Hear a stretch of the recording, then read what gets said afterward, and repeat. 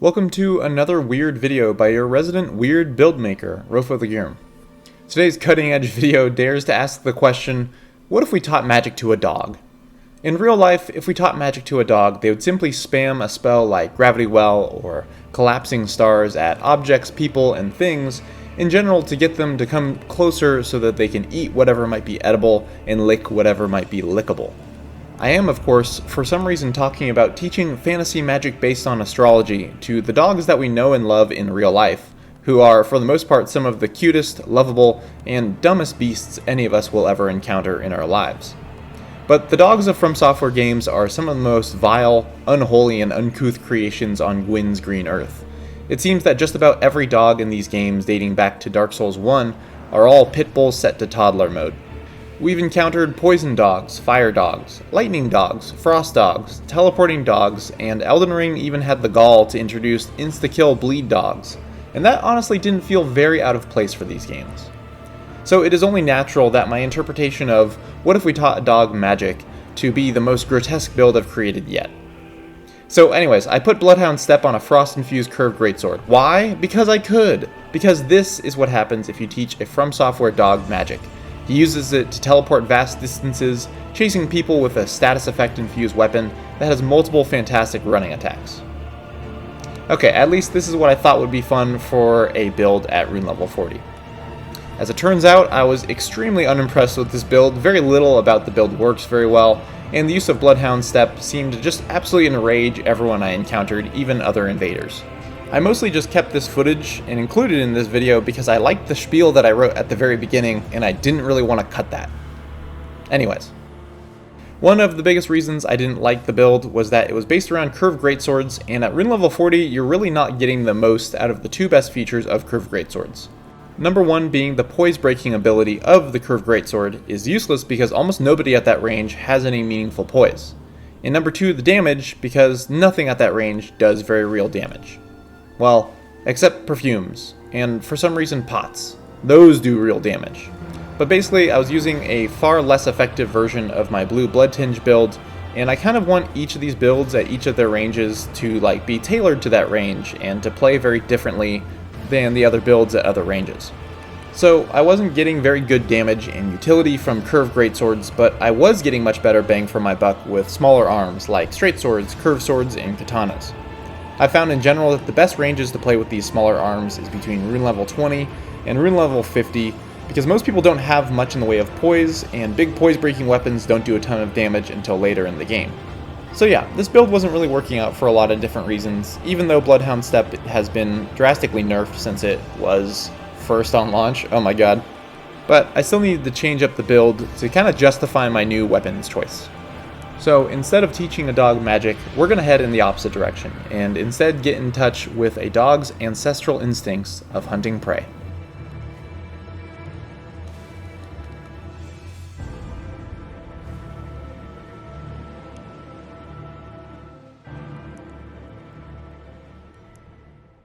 So here are the stats and gear for the build. Pretty basic, but the gist of it is that it's a Dexier build with a Sword Seal, which means I can basically use any weapon I want. The damage isn't great, but again, nobody's damage is great at this level unless of course you are dramatically over leveled. I have some nice quick swaps from the Millicent's Prosthesis to Arrow Sting or the Concealing Veil. Why those talismans, you may ask? Because this is actually a stealth build. This isn't the same kind of stealth build that Peeve Peverson uses for his Red-Eyed Assassin, which is a character that I absolutely love watching, by the way.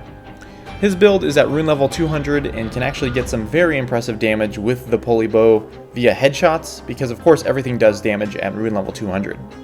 No, this is a stealth build at rune level 40, which comes with an inherent acknowledgement that at some point I'm going to have to fight, and in all likelihood that fight is going to be drawn out. The stealth aspect is mostly a reaction to avoiding direct 2v1s or 3v1s with overleveled summons. If I can hide from them and annoy them and piss them off, I can usually take their aggression and lure them into doing something rather stupid that I can take advantage of. Or I can whittle them down to a few flasks instead of all 6 or 7, or at the very least I can lead them into a group of enemies. I originally wanted to name this character Hound of Caria, perhaps inferring that this was an assassin hired by the Carian royals to hunt down their enemies. But then it turns out you can't fucking spell the word hound in this game because the first 2 letters spell ho, and that gets caught up in the name filter. Alright, it's tangent time, but I swear it's related to what I was talking about. Back in my very first job in the games industry, I was working at a studio whose publisher had dropped them, which means we had to do a bunch of things ourselves for localization and compliance, and one of those things was the chat filter. Because it was a tiny studio, that task fell to me, and with little warning, my boss asked me, "Hey, why don't you make the profanity filter? Just write down every slur you know into this document." Putting every possible slur you know into a Google Doc surrounded by your coworkers is a deeply uncomfortable experience. But by God, did I delve deep into the darkened alleyways of my mind and pull from it some of the most vile words known to man. The last thing we added to the profanity filter was the phrase, "all lives matter," because we felt that if you were someone who said that with any frequency, you could just fuck off. Anyways, this is all to say that I'm fairly certain a summer intern at a game studio without a publisher could write a better profanity filter than Bandai Namco. I mean, we have been stuck with pretty much the exact same profanity filter for our characters' names since 2009, and Bandai Namco has still never gotten back to FromSoft just to say, "Hey guys, you know they can't even spell the word knight without it being asterisked out? You know, knights, the thing your whole game is about? Like, a quarter of every NPC you've ever met in any From Software game is a knight? Maybe let your players call themselves a knight? Maybe?" So yeah, I got big beef with Bandai Namco. Like, cool, you gave Elden Ring like a $50 million marketing budget, allegedly. But, you know, could we please get a better profanity filter? Please. So anyways, I had to change the name of my character from Hound of Caria to Masterless Cur because I wanted to emphasize that this dude is a Bloodhound Sellsword, but like the lowest of the low. And upon putting this fashion all together, I also felt like the Masterless Cur ended up looking a lot like the Whalers from Dishonored, who were a group of supernatural assassins led by Dowd, commonly known as the Knife of Dunwall. So I almost named this particularly fucked up little guy something referencing Dowd or Dunwall, but ended up thinking that's a little too on the nose and beyond Elden Ring's lore. Plus, I really kinda hate it when people cosplay as some character from a Weeb IP I vaguely recognize. So it'd be pretty hypocritical of me to then do that same thing with a vastly superior IP developed by the French, now wouldn't it? That's a wine-sippin', cigarette-rippin' kinda hypocrisy that I normally would just embrace, but I still like the idea of being a gross little ankle-biting mutt knight more than the Dishonored vibes in general. So we're mostly using small arms here. Initially, I intended to focus on straight swords for this character, but over time I slowly gravitated more and more towards katanas because they're kind of better than straight swords in every way. And it ends up working because everyone in Dishonored uses some sort of saber. But I really do enjoy straight swords nonetheless. I've been putting Lightning Slash on the Warhawk Talon, which tends to output an absurd amount of damage. Lightning Slash is a bit of a boring Ash of War because all it really does is stack damage in the act of a relatively mediocre attack, but the Warhawk Talon's R2 more than makes up for the lack of movement and motion on the Ash of War. Straight swords in general are kind of an awkward weapon for me to play with in this game because they really incentivize you to swing twice even though they lack the true combo they had in Dark Souls 3. You see, swinging only once opens yourself up to the sheer amount of goobers in this game that just swing directly out of hit stun, so I very often feel compelled to swing twice with straight swords. But then I feel like I'm just spamming wildly, which is then just even more encouraged by the fact that a lightning-infused, lightning-slash buffed Warhawk Talon does absurd damage. I do like their running attacks though, and I'm vehemently opposed to power stancing straight swords. God, what an annoying moveset and playstyle those are.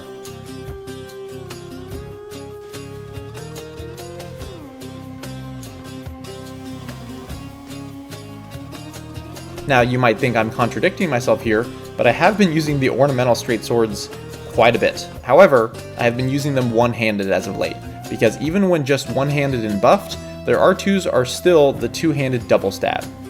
One of my favorite pseudo combos to use with this setup is Injunction with a shield, where you block with a shield, counter-attack, and then roll catch with the buffed R2s.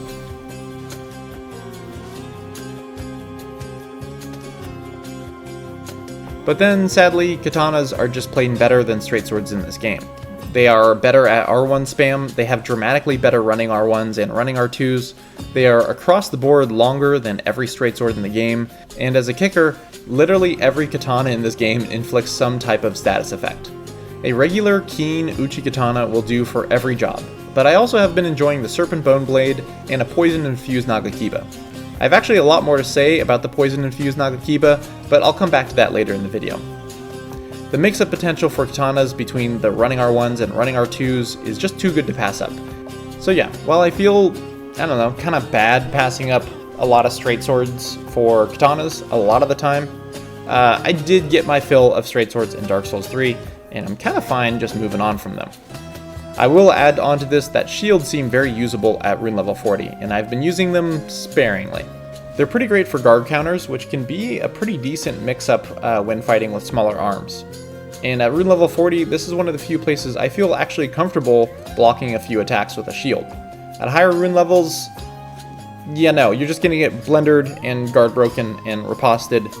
Renden made a very good video on guard counters at like higher levels, at like 60 and 80. I'd recommend checking that out if you are curious.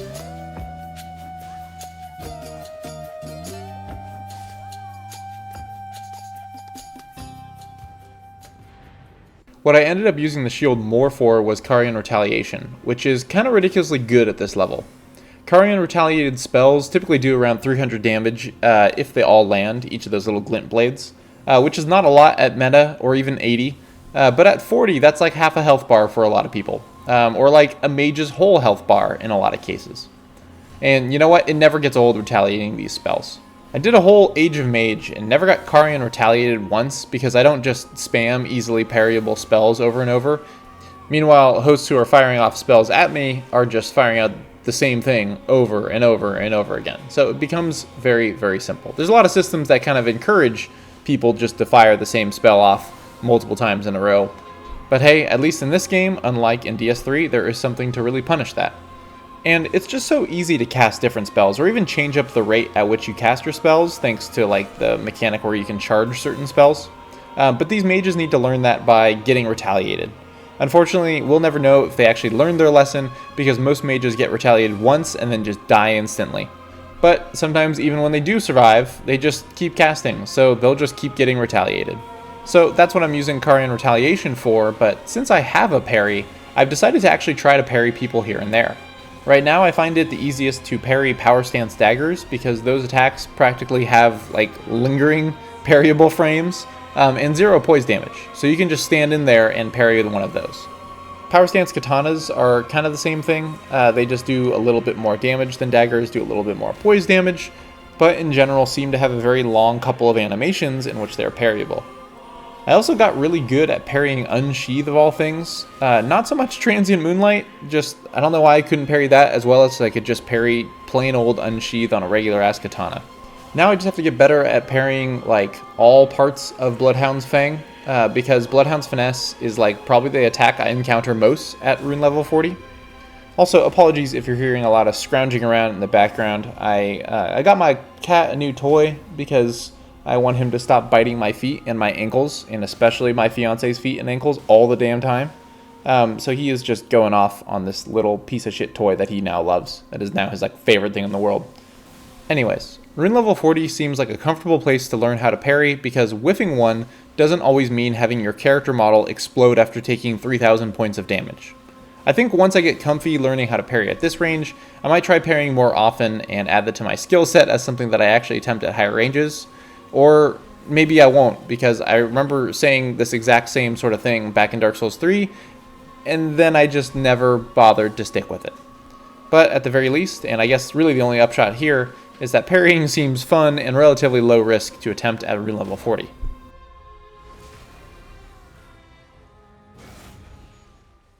Like I've said too many times in this video so far, damage at this rune level is not too great. So we either are going to stack damage, like Lightning Slash on a Lightning Infusion, or we're going to apply that damage in bursts or over time. Just so we're clear, I'm not going to be using Rot. If you watch my videos, you know my moral qualms with Rot anywhere near relatively low levels. I considered cutting this from this video, but just in case I need to explain it, because I might have new people since the last time I went on a rant about rot, and rot pots and rot grease and everything like that. My main issue here with rot is that 90% of the time that people apply rot, they're doing it via ghost hits. So putting rot grease on something and then whiffing a bunch of those hits, getting close but just stacking up those ghost hits. And then for rot pots, like I don't think I've ever actually been hit by like a rot pot. I've always just get ghost hit and it immediately status procs. So those are the ways to apply rot, right? And then the only way for honest players to heal rot is to use a like semi-rare healing item, which there are a limited amount in the entire game, or use an incantation. So this is all to say, don't like rot, but I do like poison because poison is easily curable, but still gets that long-term damage that I want, that isn't just like sapping their health so fast that I barely get to fight them at all, which is what rot does. So I've been using a lot of Poison Mist. It is maybe my new favorite Ash of War to use at lower levels. It's got some hyper armor, it leaves a nice fuck off cloud in front of you, and then coats your weapon in poison for quite a bit of time, I think like 15 seconds or so. So it's actually a lot more efficient to use Poison Mist instead of a Poison Infusion in most cases, which I find funny. I say most cases because there's one exception that I'll get to in just a little bit. Poison at this level is nice because it's still a real threat, but also isn't going to do the kind of damage where you can just run away forever once you've applied it like Scarlet Rot. I like poison as more of like a psychological tool rather than just a purely tactical one. Like, I've applied the status effect that you have to worry about, and now it's really annoying and taking down your health. It can force a summon to back off for a little bit and fish around in their inventory for a bolus, which gives me time alone with their host. It mostly just stresses people out a little bit, applying a little bit of constant pressure, and even if it just functions as an annoying distraction, that's perfectly fine with me because I'm really not giving up much in terms of damage to apply this poison. That's kind of why I vastly prefer the slower version of poison in this game versus the fast poison applied by the Serpent Bone Blade and Coiled Shield. Both of which I have on this build, although I should make a note to use the Coiled Shield more often because it's just a cool and stylish way to proc poison on your opponents. But the fast poison really just kind of eats away at your opponent's health and then goes away, which is fine. I'm not opposed to that obviously, but I like how long the slower poison lingers for, how long it just hangs around and acts as a nuisance. And honestly, I'd prefer to use the Serpent Bone Blade a little bit more often than I currently do. I just love the look of the weapon, as well as its unique R2 and reach. Sadly, it does stupidly bad damage at rune level 40, like I'm talking dagger damage on a katana. And it's not like I'm extremely damage-brained and numbers pilled, but it's just pretty hard to use a weapon when nobody respects you swinging it around. I would be remiss if we didn't talk about one of my new favorite combinations of weapons in Ashes of War, a poison-infused Nagakiba with Poison Moth Flight on it. Poison Moth Flight is such a cool Ash of War that is so very fun to use, but is sadly only really usable against people who want to have fun when they play the game. Another issue is that Poison Moth Flight can only be assigned to small arms, like straight swords and katanas, which is irritating because the range of Poison Moth Flight isn't great at all and has 0 hyper armor. So to make it usable in almost any situation, I put it on the Nagakiba, a weapon that dares to ask the question, what if a katana was really long and had 0 downsides? This now lets me space things out a lot easier, making them respect the range of the Poison Nagakiba, which then lets me actually get off Poison Moth Flight without being interrupted from a distance. One more thing about Poison Moth Flight, where is the follow-up slash? Like, if you read the description, it mentions a follow-up slash, and if you look at the picture, or I guess the icon for Poison Moth Flight, there clearly is a second slash in the icon. So where is it? And it was one of those things where I'm like, oh, maybe they forgot to put it in, and then they patched it back in like the Waves of Darkness R2, or the Earthshaker R2, but no, they kind of just forgot about this one. Which is too bad, because it's a really cool Ash of War that could totally use a nice little follow-up that people don't really know about. So apparently, I was also not the only one to reach this conclusion about putting Poison Moth Flight on the Nagakiba. This clip initially looks like a very annoying bonfire duel on the beach, but then turns out to be a duel between 2 Poison Nagakiba enjoyers. And both of us are attempting to land Poison Moth Flight. And of course, Nobody managed to land Poison Moth Flight the entire time because if you can see it coming, it is the easiest thing to dodge in the world. Still, a fun fight though.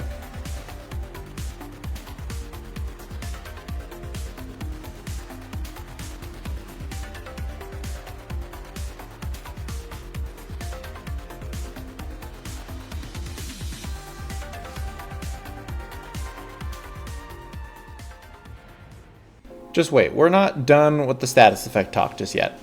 I've been using an offhand whip with this build a lot too, which has been a blast. Not good, mind you, but a blast. I initially started out with just a keen Arumi with Royal Knight's Resolve on it, which essentially makes it hit like a sword instead of a flimsy sword. And Royal Knight's Resolve is such a goddamn stupid Ash of War, like, oh, what if my next hit animated in the exact same way, but just did double damage? Like, come the fuck on, that's just glowy big numbers, and I hate it. But on a whip, it feels good. It makes a fast and long weapon hit only kinda hard in the offhand, instead of just pinging them for less than 100 damage. You don't always have time to make space to apply Royal Knight's Resolve though, so I ended up cold infusing the Arumi to apply Frost to my opponents as an auxiliary status effect. Using it this way, the offhand whip stops being like a weapon in this game and reverts back to a whip's ultimate purpose, which is to torture people. Specifically in this game, people who have no poise, which not a lot of people do at this level. The two-handed whip is also fantastic for chase downs. The running R1, the running R2, or rolling R1 mix-up are all truly excellent. I am considering switching off the Arumi and switching to the pedal whip for the extra bleed buildup, but we'll have to see if I get anywhere with that. I'm already building up some bleed with the Uchi Katana, so maybe the pedal whip can slowly build that up as well. I don't know. The whip is fun to play with. It only is super effective if you're applying a status effect like Frost or Bleed, or are torturing people who have no poise, but it is not something you can really depend or rely on.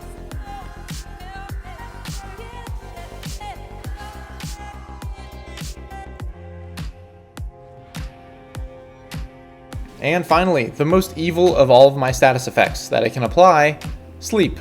There's a reason why this is the last thing I talk about with this build. Sleep is one of those things that is just poorly thought out in every regard in how it's implemented in this game. It's really odd to me to make it functionally the same as Madness on proc, which basically results in a lengthy period of time where the Slet player is vulnerable, some health loss, as well as FP loss too, which is the big one. So is Sleep really just Lavender Madness? But what's arguably worse about Sleep is it's just stupidly easy to apply. With a tiny bit of farming, a mule, or just cheat engine, you can have all of the soporific grease you could ever want to apply Sleep on nearly any weapon, and Lord help us all if you're using the Ripple Halberd on an arc build. You know what else is easily accessible to absolutely everyone? Sleep pots. Sure, the pots scale with Arcane, but it's not like that really matters until much later on in the game.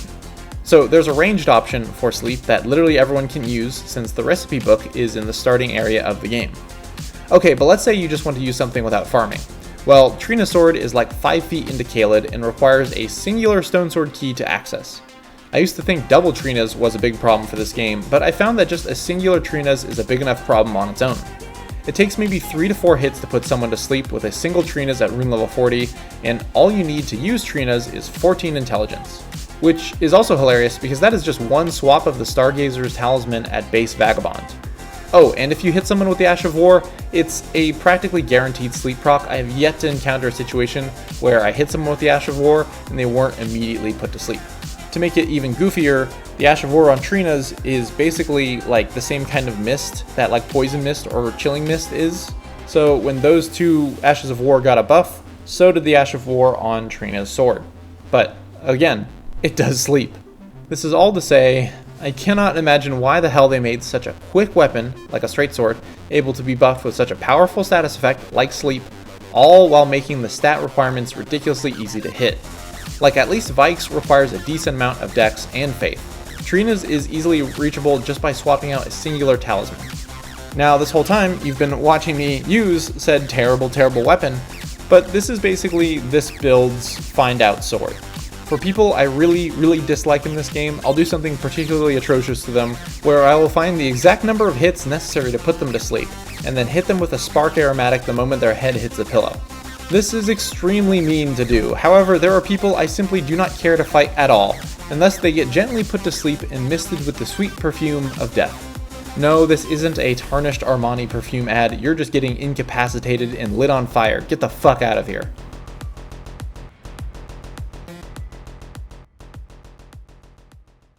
Whew, okay, this video went on way longer than I expected, and it's funny to me that I just devoted this much time to one build that really just boils down to a dex build and a few status effect tools. Like, as of writing and recording this, I'm considering just changing my rune level 40 character to something else entirely, with like a different aesthetic.